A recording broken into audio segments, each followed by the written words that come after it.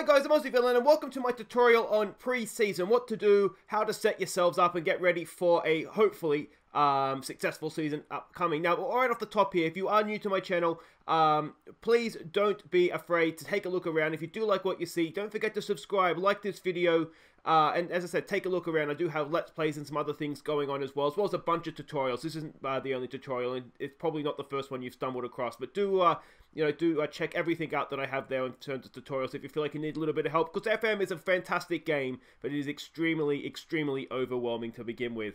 Now, what do we want to do here? So you've just taken over its pre-season. Well, this can be any pre-season. It doesn't have to be your first one. First thing I always think you should do is just go and check your staff. It's so easy to, at the end of a season, when all the contracts are coming up, to find yourself, with staff members leaving and not having filled the positions. So just check your staff levels. You can see here I still have a few coaches I need to get. A technical director if you want one of those, a chief data analyst, which would be a useful thing to get as well. So just check these, make sure that you have all your positions filled. There's no point starting the season if the board's going to give you positions to have. Looks like you can get we've got too many scouts. Looks like you can, make sure you use the positions that the board give you, because coaches, it's a very underrated sort of part of the game in terms of making your team successful, is your staff. So don't leave any stone unturned there. Go and fill your staff positions. I might do a separate tutorial, I think, on how to use staff and things like that. But staff search, it's actually a lot simpler than it used to be. You can just go and use search, look for whatever position it is you want, whether it be a coach, whatever the sort of coach is you want. You can go to highlight key attributes, coaching roles, and then whatever sort of coach it is, and it'll give you the basic attributes that you want for that coach. And then if there's nothing there, as you can see, just work it down until sort of someone pops up, and then you can go and make a signing. It may take a little while, but yeah, if you just sort of scroll down the attributes, and then eventually you'll find someone there. There we go, someone's popped up there now, and you'll find yourself a decent coach to sign. Now, this is sort of just a very, very quick thing to do. Now, what you want to do is tactics. You want to basically choose the tactics you want to use for the year and get the players used to playing those tactics as soon as you can. You can see here it has the familiarity with the tactic, and then all the different sort of things you're asking them to do. So you can see there the mentality, the passing style, creative freedom, the width, the tempo, everything. It'll show you how familiar the squad are with what you're asking them to do.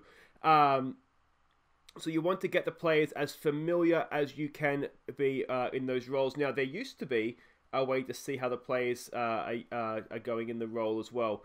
Also familiarity, but it doesn't look like that is necessarily there for this one.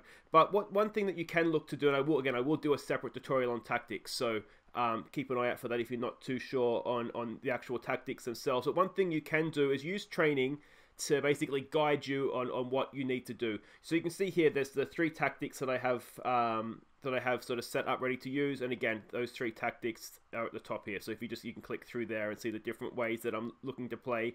So what you can do, if I just go back to the first one so it doesn't get confused, if you go to training, it'll tell you here. So that's that first tactic, and there again is the familiarity, and then the other 2 tactics there as well. Again, with the same sort of thing. Now, what you can do is you can use training to basically help the players become more familiar with it. Now, that'll just happen naturally over time as you play friendlies, competitive games. That will happen.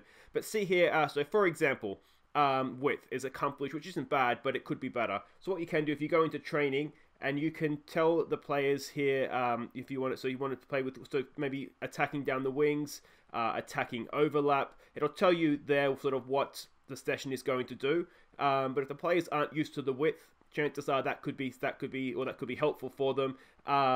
It might be maybe a board distribution, using the pitch sort of correctly. Another thing that could help potentially is just attacking shadow play, so they get to know how you want them to attack. And that could be the same thing if it's a passing issue. You can go to technical, and there's board distribution. There would be ball retention, probably be useful, as would playing out from the back. If it's a pressing issue, there's a transition things there, transition press and not. one thing you do want to obviously make sure you're working on in preseason is the fitness side of things. Now, again, that will come, and I'll get to that back to this in just a second. That will come naturally through games. Don't be afraid of throwing in an endurance session or two either, because that can definitely help. But use the training guide here.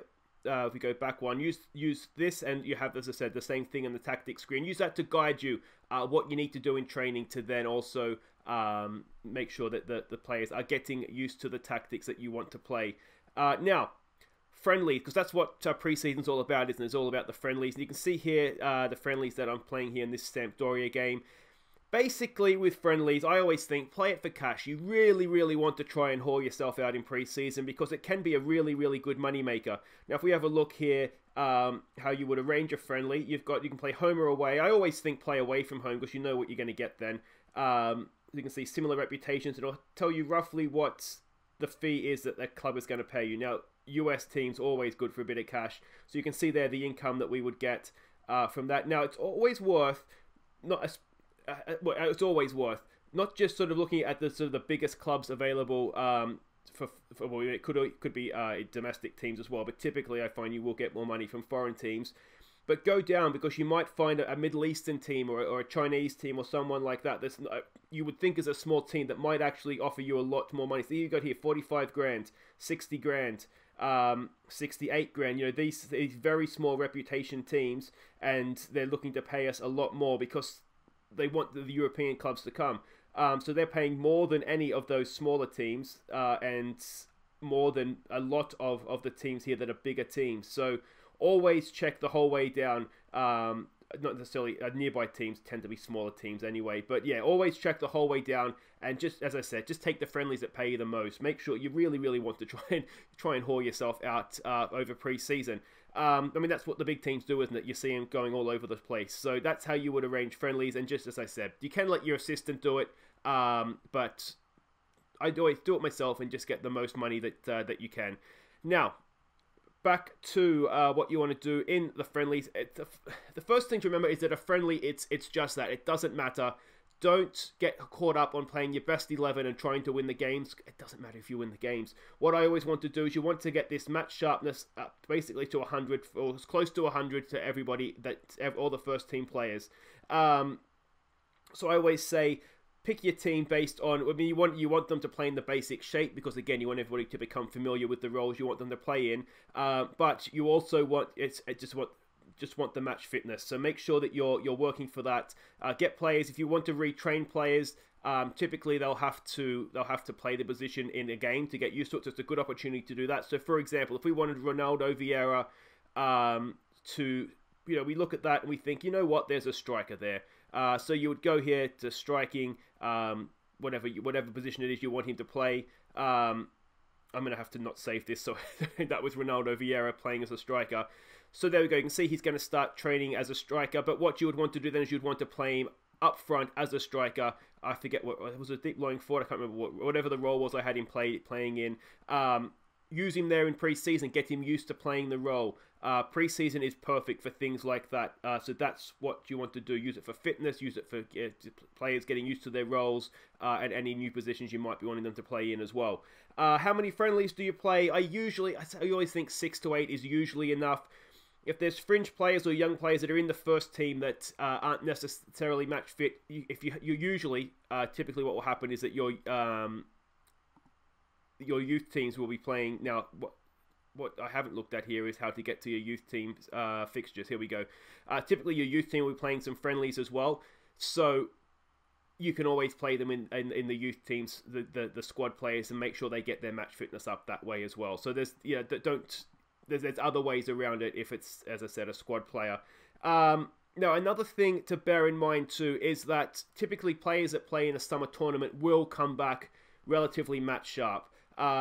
Occasionally it doesn't happen. If they've gone off to the World Cup and just sat there and watched the whole thing, then that may not be the case. But typically they'll come back relatively match sharp.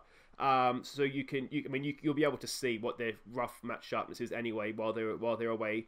So just keep an eye on that, and don't necessarily panic if they're not back from a tournament, because, as I said, they will typically come back relatively match sharp, and then it's just a case of fitting them in the system, however that may be. So yeah, I think that's roughly what we want to do for a pre-season. Yeah, to recap, the training, check your staff and obviously the tactics here, and make sure you're playing in pre-season how you expect to play during the season proper. So if you have enjoyed this and you found it helpful, don't forget to drop a like on it. Subscribe if you haven't already, and I will see you next time. I've been Aussie Villain. Take care, guys.